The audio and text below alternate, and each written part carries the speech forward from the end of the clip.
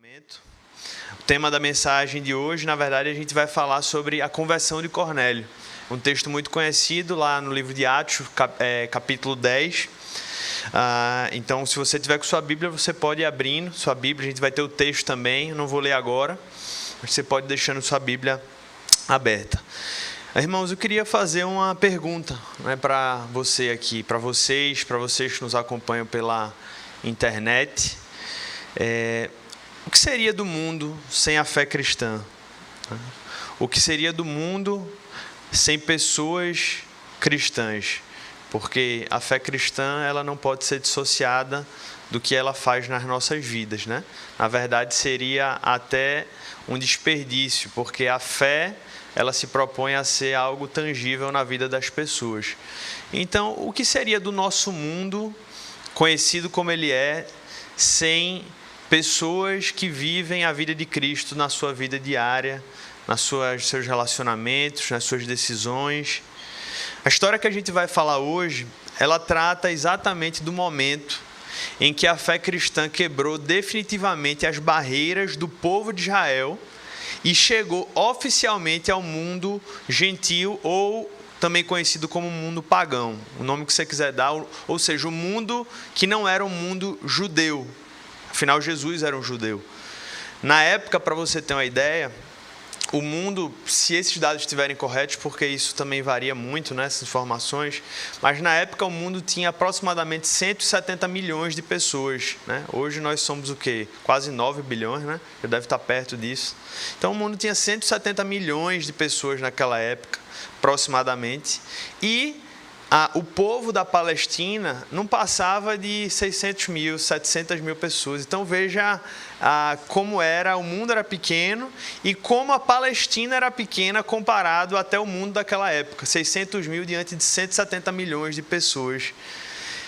Foi a partir desse evento que a gente vai compartilhar hoje que o Evangelho criou asas e avançou rapidamente pelo mundo conhecido daquela época. Foi a partir desse evento que a igreja primitiva entendeu de forma definitiva que Cristo não era só para o povo judeu, mas Cristo era para o mundo inteiro.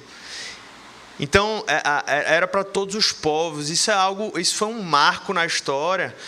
Assim como o nascimento de Jesus foi um marco, assim como o dia de Pentecostes, em Atos 2, foi um marco para a história da igreja e para a história do mundo, esse acontecimento que a gente vai compartilhar aqui hoje marcou uma divisão fundamental na história da humanidade, porque foi dali para frente que o Evangelho pôde avançar livremente para cumprir os propósitos para os quais Deus havia designado. Inclusive para o propósito de que nós estivéssemos reunidos aqui hoje. Porque lembre-se, nós somos gentios.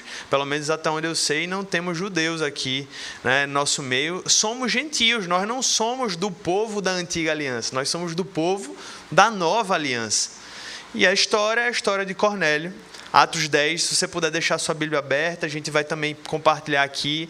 E a gente vai passar por esse texto aí ao longo da mensagem. Eu não vou ler tudo de uma vez, é um capítulo longo. Eu vou passando aqui versículo após versículo ao longo da mensagem. Primeira pergunta que você se faz, para quem não conhece, ou pelo menos não sabe a sua história, é: quem é Cornélio? Não é isso? Antes de a gente falar dele, vamos orar. Tem um tempo rápido de oração.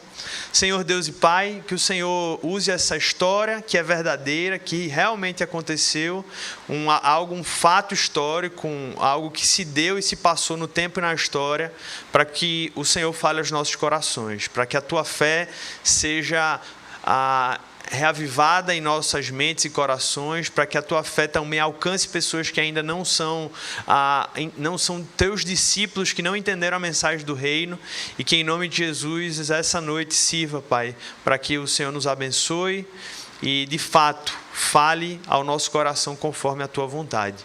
Te oramos e te pedimos em nome de Jesus. Amém. Amém? Bem baixinho ainda, gente. Tanto tempo que a gente não escuta vocês. Amém? Amém. Ainda bem. Obrigado, viu? Por favor, podem falar assim, Quando você tiver algo, fale amém, diga glória a Deus, porque a gente está tanto tempo sem ouvir, o que Deus tem falado ao seu coração. A gente só ficava vendo no chat ali e a gente ficava assim: cadê a voz desse povo, Cadê as palmas ao Senhor desse povo? Queridos, Cornélio, vamos falar de Cornélio. Você que está aí em casa, não sei se você sabe quem era Cornélio, mas o texto fala, Atos 10, versículo 1. Havia em Cesareia um homem chamado Cornélio, centurião do regimento conhecido como italiano. Versículo 2. Ele e toda a sua família eram piedosos e tementes a Deus, dava muitas esmolas ao povo e orava continuamente a Deus. Cornélio era um importante militar romano que ficava em Cesareia, uma região ali, né, também da Judéia. E como centurião, ele tinha dezenas de homens sob a sua liderança. Ele fazia parte, de alguma maneira, a Roma. Ele tinha uma ligação com Roma e, de alguma maneira, era responsável em Cesareia pela aquela região que Roma também dominava. A Bíblia faz questão de dizer que ele e sua família eram piedosos e tementes a Deus. Então, a primeira pergunta que pode surgir aqui para nós, você pode se perguntar, calma, ele era gentil, mas ele era temente a Deus, ele era judeu, como é que é essa história?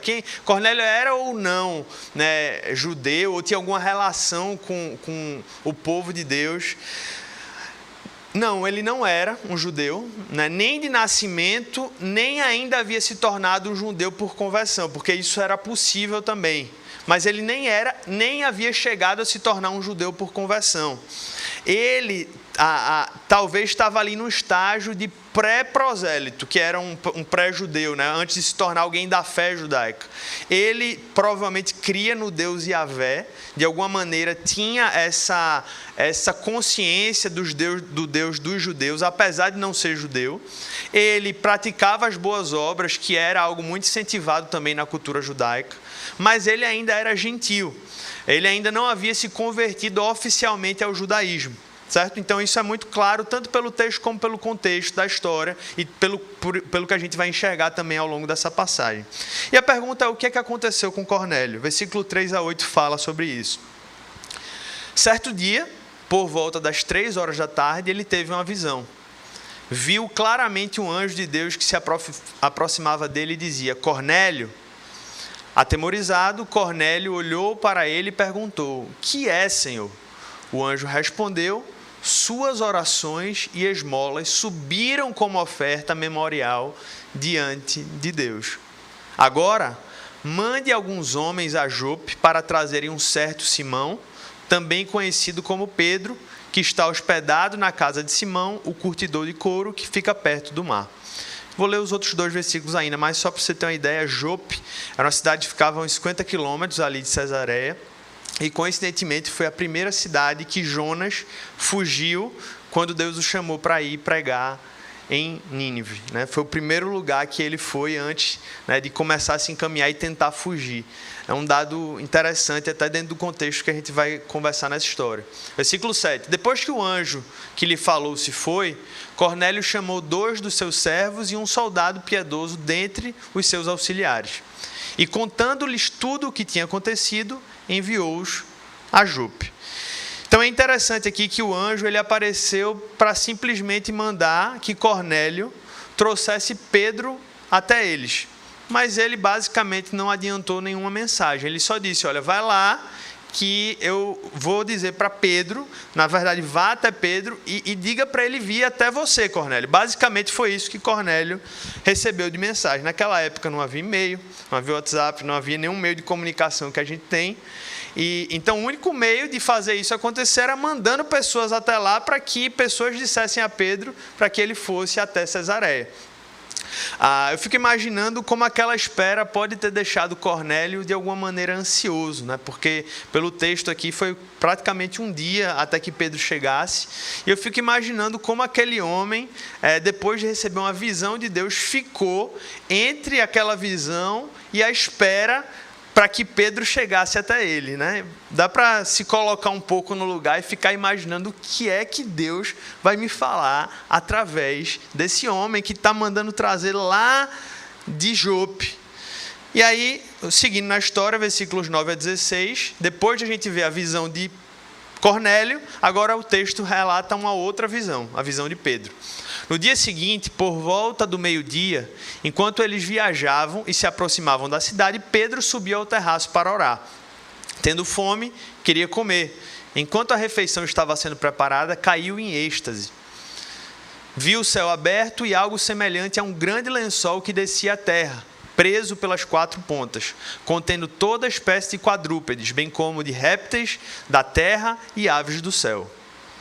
Então a voz lhe disse: levante-se, Pedro, mate e coma. Mas Pedro respondeu: de modo nenhum, Senhor, jamais comi algo impuro ou imundo. A voz lhe falou uma segunda vez: não chame impuro ao que Deus purificou. Isso aconteceu 3 vezes e em seguida o lençol foi recolhido ao céu. Aí aqui a gente precisa explicar um pouco, entender um pouco da cultura e da religião judaica para entender o que se passou aqui. O povo de Israel estava submetido, dentre várias leis, né, a lei cerimonial, a lei civil, também as leis espirituais, de alguma maneira, se a gente puder usar esse termo. E dentre as leis cerimoniais, haviam, que eram as leis da religião do povo judeu, israelita, haviam restrições alimentares ali naquele meio religioso. E no próprio livro de Levítico, a gente encontra essas leis que diziam: olha, tem animais puros e animais impuros. Os animais impuros não podem ser comidos pelos judeus. Eu poderia gastar um tempo tentando explicar aqui isso no contexto da Antiga Aliança, mas isso tinha questões sanitárias. Normalmente, a maioria dos animais impuros traziam problemas por conta dos procedimentos sanitários que eram ruins para eles, mas também transcendia isso. Tinha significados simbólicos também e espirituais para aquele povo, mas não dá tempo de explicar isso aqui agora. O fato é que na religião judaica isso existia e eles seguiam isso naquela religião. Eles observavam essas leis. E Pedro, como um judeu, ele até então, seguindo muito dos valores judaicos até aquele momento, disse: Senhor, de jeito nenhum eu vou comer esses alimentos. Tem aqui animais puros e impuros misturados, e quando mistura puro e impuro, já tornou tudo impuro. E aí a resposta que Deus dá a Pedro por meio da visão é surpreendente. Volta lá, por favor, no versículo, acho que é o 14, né? Se puder colocar aí, por gentileza. Versículo 14, ele diz assim, não 15, né? A voz lhe falou pela segunda vez: não chame impuro ao que Deus purificou. Aquilo deve ter mexido com a cabeça de Pedro de uma maneira, deve ter pensado tudo, não deve ter entendido bem. Tanto é que o próprio texto vai falar sobre isso. Mas o fato é que, voltando aqui para essa situação, enquanto ele ainda está pensando no significado daquela mensagem, os enviados de Cornélio chegam à casa de Pedro. É isso que o texto fala aí já no versículo 17. Né? Enquanto Pedro estava refletindo no significado da visão, os homens enviados por Cornélio descobriram onde era a casa de Simão e chegaram à porta.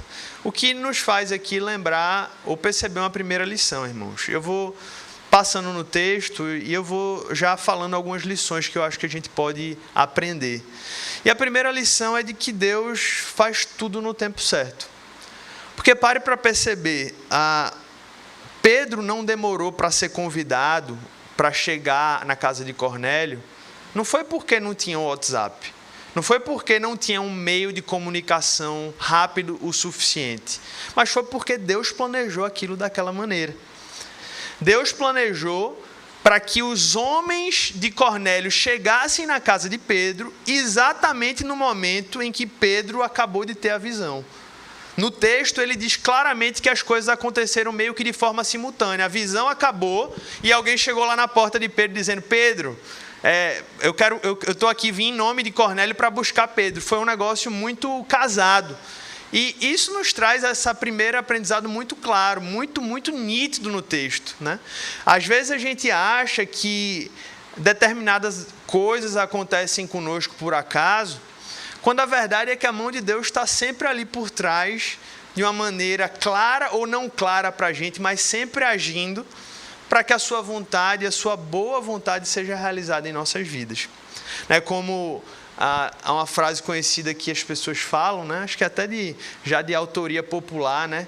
Mas que é verdade, não deixa de ser, que é que Deus não se atrasa é nós que somos muitas vezes apressados. Cornélio poderia estar se achando ali, poxa, por que Deus não me antecipou a mensagem? Por que Deus não mandou já Pedro vir com ela, mandou uma visão? Mas tudo aquilo estava sendo preparado para que as coisas acontecessem da maneira que Deus arquitetou. E aí o texto continua, versículo 19 a 22.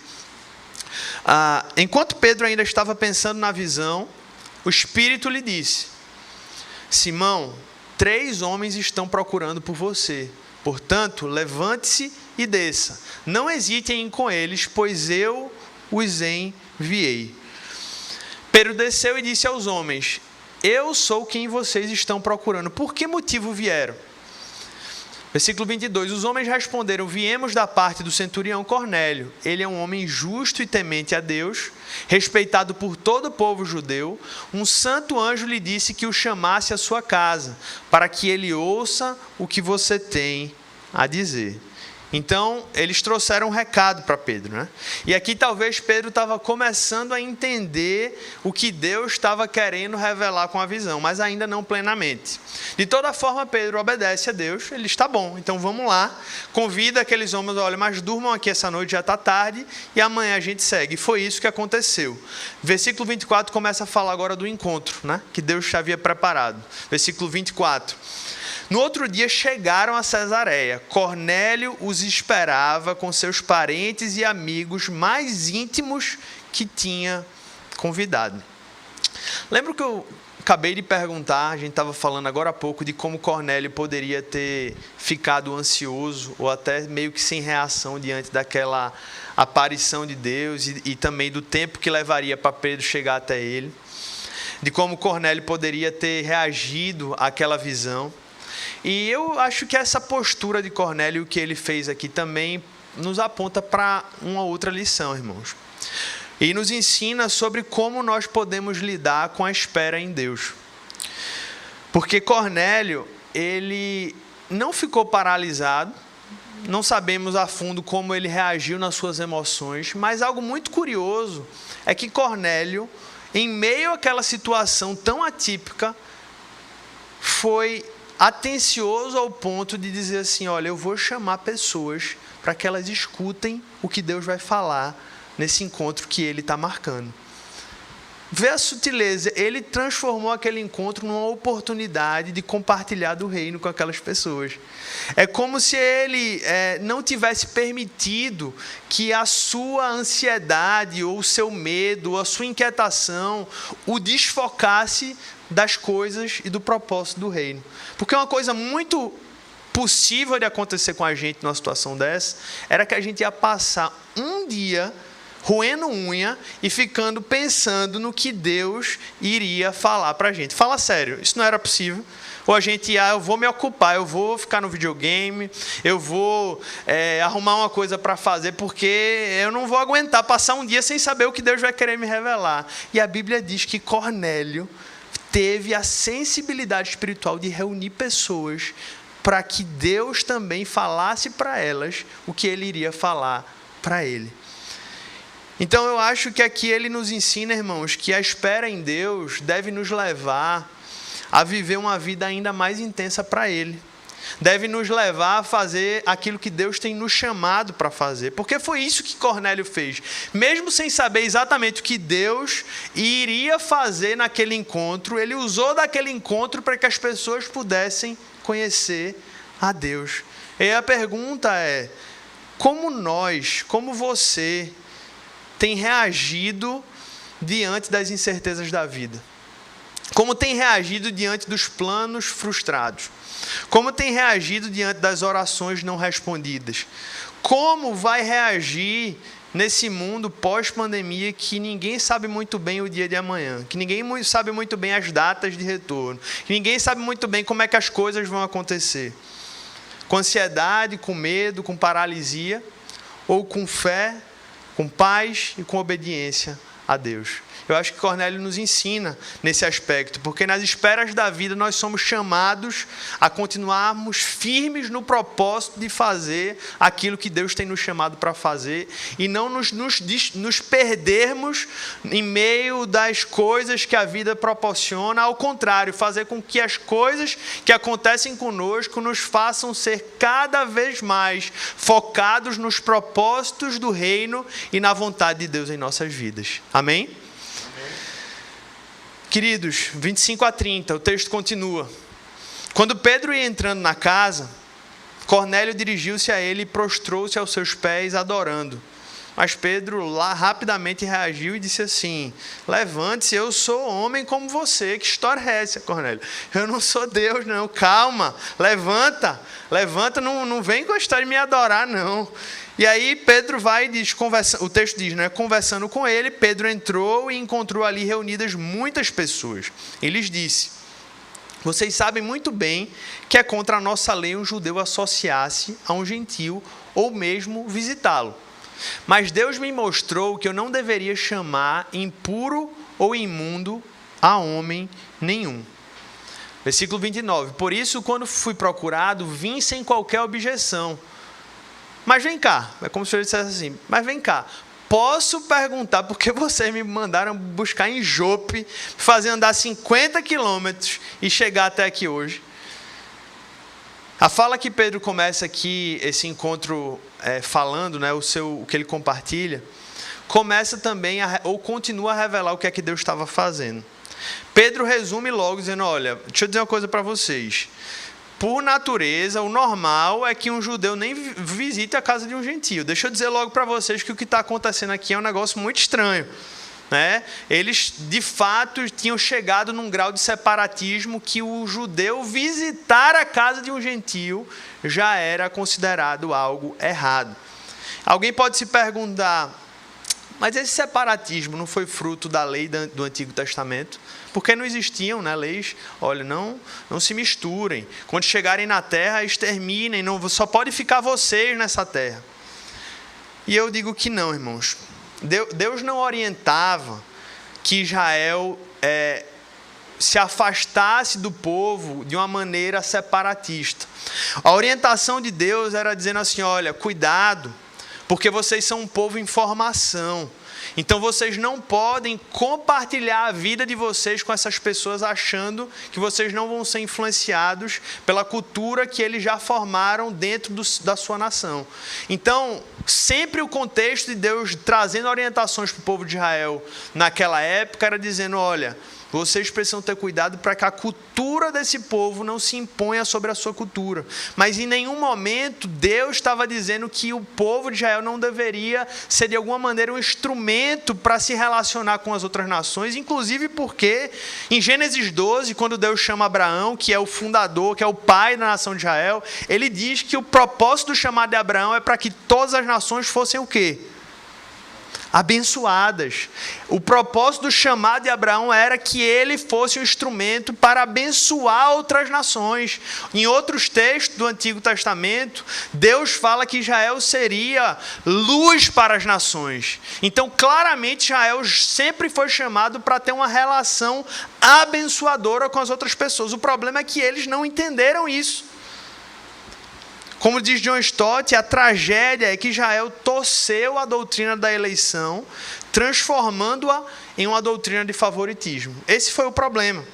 E a pergunta, e eu acho que talvez uma outra aplicação e lição para a gente aqui muito rápida, é que será que nós também não estamos correndo esse risco?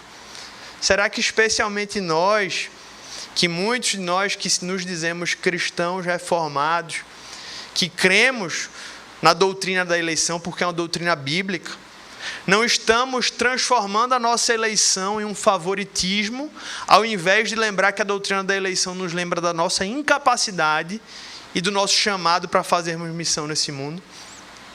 Que Deus nos livre de qualquer tipo de orgulho espiritual por sermos filhos dele, irmãos. E isso talvez seja um dos piores armas destrutivas da experiência espiritual de alguém, é alguém achar que agora é melhor que os outros porque é filho de Deus. Na verdade, a gente entende, quando a gente se vê como filho de Deus, a gente entende a nossa humilhação, dizendo, meu Deus, só a graça de Deus, só o amor de Deus poderia ter me tirado de onde eu estava. Porque se fosse por mim mesmo, se fosse pelos meus méritos, eu estaria completamente perdido. E o texto continua, versículo 30 a 33, eu não vou ler, mas em resumo, do 30 ao 33, Cornélio conta a visão e explica para Pedro por que chamou. Ele diz, olha, aconteceu isso, isso e isso, e eu mandei chamar você porque Deus mandou chamar você lá em Jope. E ao final, Cornélio diz, agora estamos todos aqui na presença de Deus para ouvir tudo o que o Senhor te mandou dizer-nos. Então ele diz assim, agora a bola é contigo. Quem mandou falar alguma coisa, quem Deus mandou falar alguma coisa, não fui eu não. Foi você, é você que tem que me dizer alguma coisa, Pedro. Por favor, inclusive, fala logo, eu já estou esperando há um dia, minha família está toda reunida e a gente quer saber o que é que Deus te mandou dizer. E aí aqui a gente começa e chega provavelmente no clímax dessa história, né? O momento para o qual Deus preparou tanto Pedro como Cornélio e a sua família. Versículos 34 a 35. Então Pedro começou a falar. Agora percebo verdadeiramente que Deus não trata as pessoas com parcialidade, mas de todas as nações aceita todo aquele que o teme e faz o que é justo.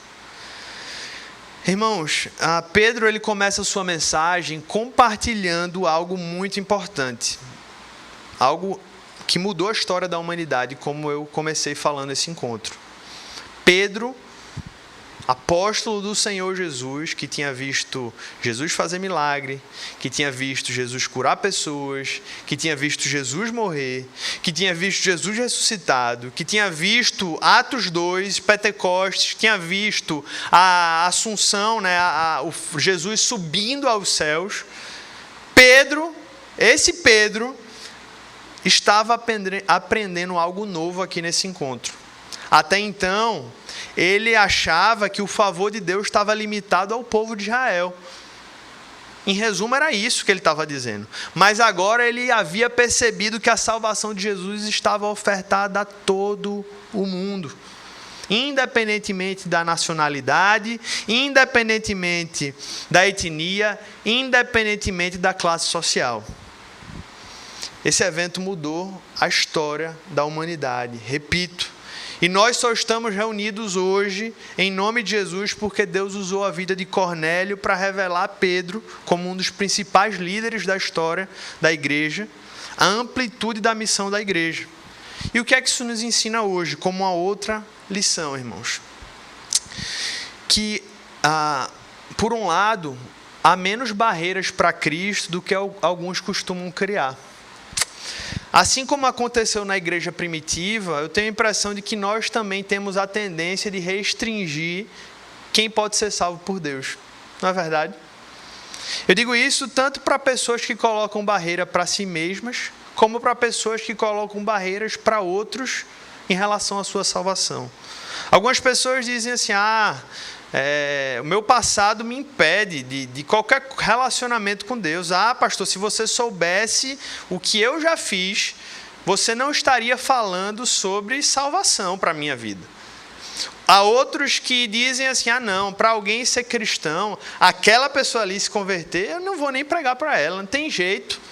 Não, para alguém ser cristão, ele vai ter que primeiro mudar a roupa que ele veste, para ele poder primeiro ouvir alguma coisa sobre Jesus. Ele vai ter que mudar a forma como ele fala, ele vai ter que fazer parte de tal denominação, porque somente aquela fala realmente sobre a verdade do Evangelho. Ou ele vai ter que subscrever tal confissão, porque se não subscrever tal confissão, aquela pessoa não é verdadeiramente cristã. E, querido, só há uma coisa que verdadeiramente nos separa de Cristo, que se chama pecado. É só isso. E tudo isso. E só há uma forma de vencer essa barreira, que é a fé na pessoa de Jesus Cristo. É isso que a Bíblia deixa explicitamente claro. E se alguém verdadeiramente se arrepende dos seus pecados e deposita sua fé na obra e na pessoa de Cristo, essa pessoa recebe perdão e recebe uma nova vida em Jesus. E isso é a maravilha do Evangelho. Isso é o que a Bíblia expõe de uma maneira muito, muito clara. Qualquer barreira maior do que essa é uma barreira falsa, imposta por homens, imposta por pessoas que estão deturpando a mensagem do Evangelho. Por outro lado, qualquer barreira menor que essa é uma barreira também falsa.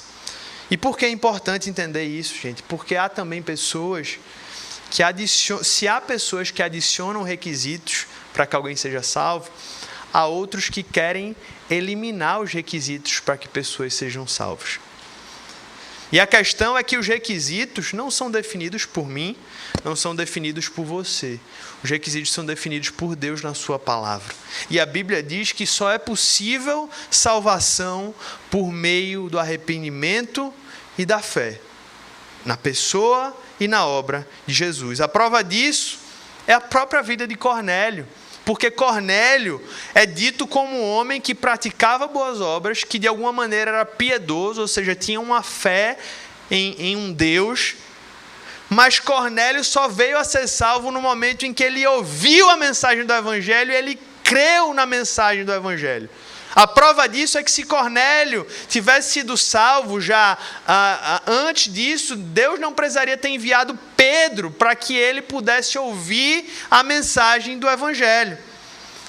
E a pergunta é: o que é que falta para que você creia na obra do Senhor Jesus? O que é que falta para que você se renda à obra e à pessoa do Senhor Jesus? Deus usou a vida de Cornélio para mostrar que o reino é para todos aqueles que creem. Gente de toda nacionalidade, etnia, cor, classe social, a história de vida, de tudo que você imaginar, reunidos agora no nome de Jesus. E a beleza da igreja é que agora todos passam a considerar essas coisas como algo secundário, porque agora o reino se torna prioridade na vida delas. E justamente por entender isso que Pedro começa a pregar para Cornélio. E a gente chega nesse sermão que diz assim, aí eu vou ler já do 36 ao 43 agora, quase caminhando, já chegando no final desse texto. Vocês conhecem a mensagem enviada por Deus ao povo de Israel. Isso é Pedro pregando para Cornélio, que fala das boas novas de paz por meio de Jesus Cristo, Senhor de quem? Mais alto, Senhor de quem? De todos. Veja o que Pedro já começa a entender no sermão deles. Jesus Cristo, Senhor de todos. Sabem o que aconteceu em toda a Judéia, começando na Galileia, depois do batismo que João pregou. Como Deus ungiu a Jesus de Nazaré com o Espírito Santo e poder, e como ele andou por toda parte fazendo bem e curando todos os oprimidos pelo diabo, porque Deus estava com ele. Nós somos testemunhas de tudo o que ele fez na terra dos judeus e em Jerusalém, onde o mataram, suspendendo-o no madeiro. Deus, porém, o ressuscitou no terceiro dia e fez que ele fosse visto, não por todo o povo, mas por testemunhas que designara de antemão por nós, que comemos e bebemos com ele depois que ressuscitou dos mortos. Ele nos mandou pregar ao povo e testemunhar que este é aquele a quem Deus constituiu juiz de vivos e de mortos. Todos os profetas dão testemunho dele, de todo aquele que crê, recebe perdão dos pecados mediante o seu nome. Irmãos, há algo muito interessante aqui. O que é que Pedro pregou aqui? Basicamente, ele contou uma história não inventada, mas ele apresentou como uma história real. Primeiro, ele resumiu essa história dizendo que eram as mensagens das boas novas de paz por meio de Jesus, mas logo depois ele explicou essa história. Primeiro, ele falou sobre a vida de Jesus. Olha, ele veio fazendo bem, derrotando o poder de Satanás, curando pessoas, falou um resumo do que Jesus fez na vida dele. Depois ele morreu, e ele morreu, faz questão de usar o termo no madeiro, que se você entende o Antigo Testamento, você entende que o madeiro era usado como um lugar de maldição, maldito todo aquele que morrer no madeiro. Depois ele fala da ressurreição de Jesus, dizendo que ele de alguma maneira venceu a morte. E essa ressurreição foi tão real, Pedro diz, que Jesus foi visto, inclusive por mim. É o que ele está dizendo para Cornélio. Eu vi Jesus ressurreto. E mais várias outras pessoas viram Jesus ressurreto. Depois ele diz, olha, agora esse Jesus é o juiz do mundo. Ele há de julgar o mundo. Queira ou não queiram as pessoas, Jesus é o juiz do mundo. Ele é o Senhor de todos. E por fim ele termina dizendo que a salvação e o perdão dos pecados são por meio da pessoa de Jesus. Pergunto de novo, o que é que Pedro pregou aqui, irmãos? Pedro pregou o Evangelho de Jesus, puro e simples. E pregar o Evangelho é contar a grande história de Deus neste mundo. E o que me chamou a atenção aqui nessa pregação é que, diante de uma mudança tão radical na história da igreja que Pedro estava vivenciando aqui, Pedro não mudou a essência da mensagem dele. Ele poderia ter pensado assim, será que essa história de um Deus morrendo na cruz para salvar pessoas vai convencer, vai fazer sentido para essa família de Cornélio que não sabe nem direito quem é Abraão, Isaac e Jacó? Ele poderia ter dito, eu acho que eu vou ter que inventar aqui alguma outra coisa, criar outros nomes para eles poderem entender o que é esse negócio de evangelho de salvação. Mas não, irmãos, ele creu que a mensagem do evangelho era suficiente. Isso nos leva nessa nossa última lição. O evangelho ele não precisa de melhorias para salvar pessoas. A mensagem que pode salvar nossos familiares e nossos amigos não mudou, irmãos. Você crê nisso? A mensagem que pode nos salvar das nossas contradições não mudou, ela continua sendo a mesma. E responder essa pergunta, você crê nisso, é fundamental para que a gente avalie como nós estamos vivendo a nossa fé cristã. Porque quanto mais estivermos firmes na percepção e na fé nisso, isso responde o quanto mais estamos firmes em Deus. Por isso que Paulo, entendendo a seriedade disso, disse, olha, quem pregar um outro evangelho, seja anátema. Ou seja, seja amaldiçoado, porque não há um outro caminho, não há um outro evangelho, não há outra mensagem. E a prova do poder do evangelho puro e simples é como o texto termina. Versículo 44. Enquanto Pedro ainda estava falando estas palavras, o Espírito Santo desceu sobre todos os que ouviam a mensagem. Os ouvintes foram alcançados pela graça de Jesus e já foram habitados pelo Espírito Santo de Deus, enquanto Pedro ainda estava pregando, irmãos. Pedro não precisou nem fazer o apelo para que aquelas pessoas fossem salvas. Pedro, ali na casa de Cornélio, ali na casa, na sala, provavelmente, sem música de fundo, sem gelo seco, sem erudição, porque ele era um homem simples, um pescador, compartilhando de maneira simples a história de Deus, foi usado para que a família e os amigos de Cornélio fossem salvos pelo poder do Evangelho. Eu vi essa semana o pastor Renato Vagens contando uma história de que um irmão da igreja dele chegou e disse, olha pastor, eu tenho algo para falar para o senhor, um negócio muito importante, eu tenho uma estratégia para que vocês consigam manter os jovens na igreja. Escuta aí, Giga, escuta aí, Geração Ação. Estratégia muito boa. Provavelmente devia estar jovens saindo, não sei qual era o contexto, ele não falou, mas a estratégia é o seguinte, dá cargo para os jovens, porque quando você dá cargo, os jovens vão ficar na igreja, né? Porque agora eles têm uma responsabilidade. Aí Renato, o pastor, disse, como é? Eu não entendi bem, você pode repetir? Aí ele disse que o irmão repetiu a mesma coisa. Ele disse, irmão, o irmão não entendeu o evangelho de Jesus Cristo. Entendeu? Não entendeu. O pastor Sérgio Lira, que da nossa cidade, tem uma frase que ele diz assim, a universidade ela não desconverte jovens, ela revela.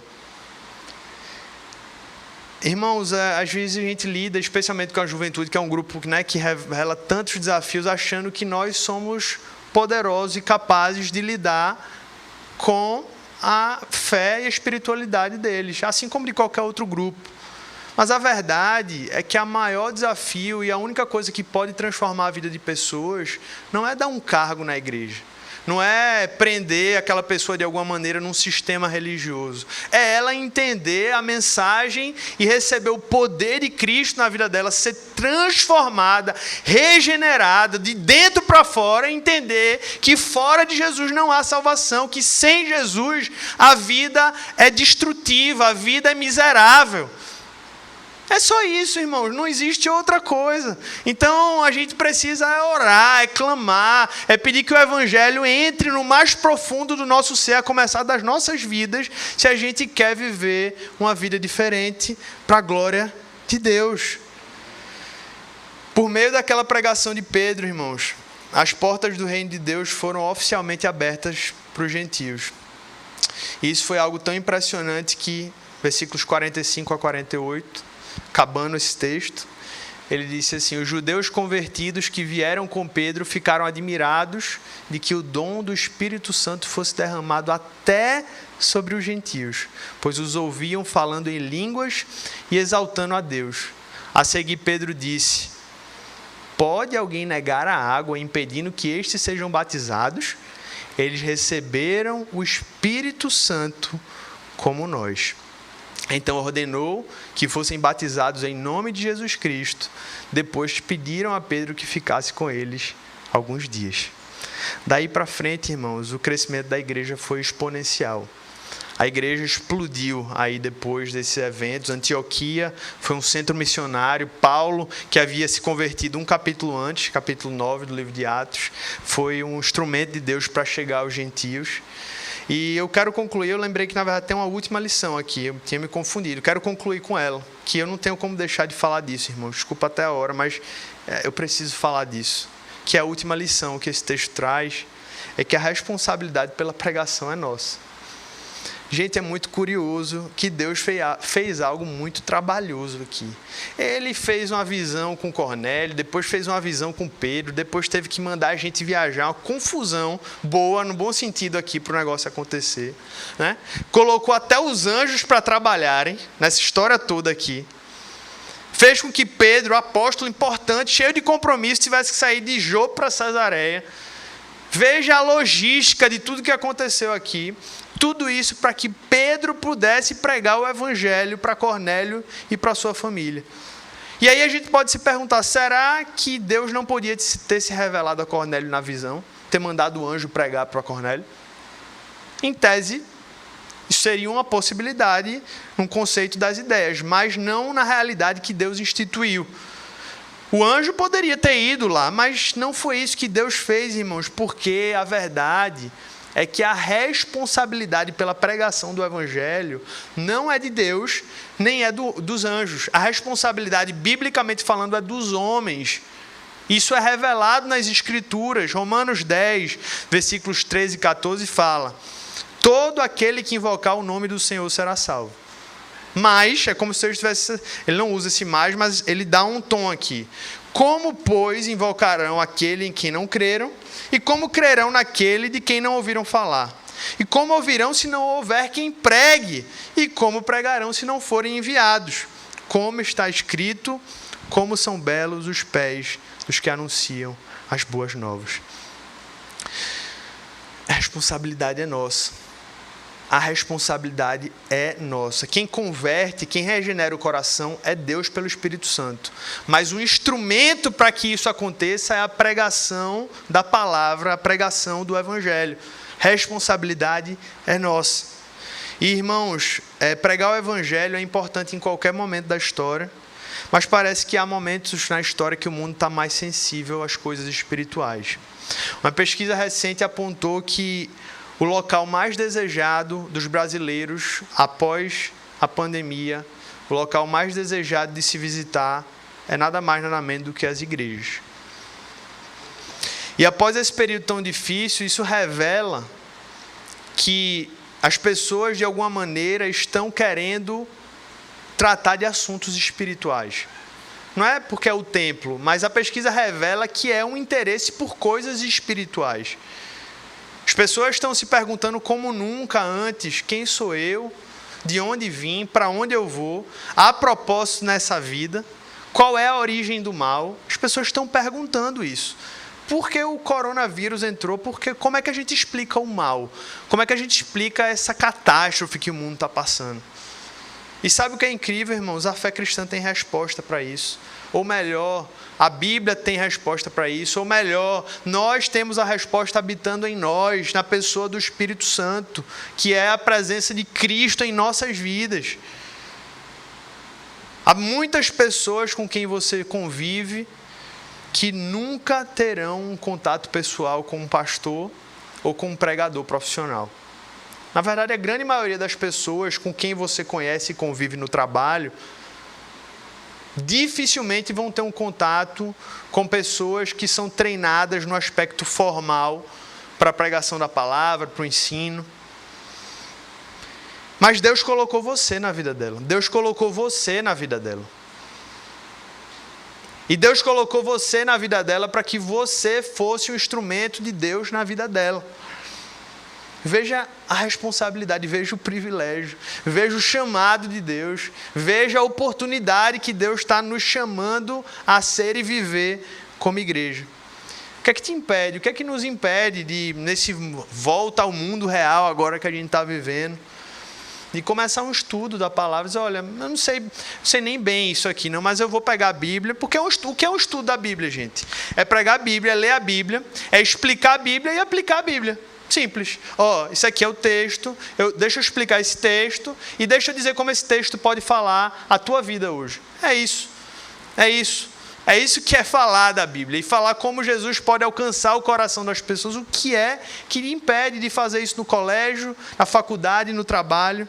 O que é que nos impede de chegar para um amigo e dizer assim, olha, você tem interesse em conhecer sobre Jesus? Eu posso sentar com você uma vez por semana e te explicar. Eu posso te explicar. Então eu concluo, queridos, dizendo assim, que Deus use a vida, esse encontro, Pedro, Cornélio, esse avanço da igreja, para que as nossas vidas hoje também sejam relembradas que nós fazemos parte dessa história. O que se iniciou lá, nesse encontro de Pedro e Cornélio, tem a ver conosco hoje. É o que, na verdade, nós somos uma consequência disso, mas não somente uma consequência passiva, nós somos chamados a viver nesse reino e nesse propósito e nessa missão, para que o nome de Deus seja glorificado e para que muitas pessoas sejam abençoadas. O que Israel era chamado para ser como luz para as nações, hoje a igreja é chamada para ser luz para as nações. Que Deus possa te relembrar, possa te provocar lá no íntimo do seu ser nessa noite, dizendo assim, filho, você tem uma missão nesse mundo. Você tem uma missão nesse mundo. Você pode fechar os seus olhos?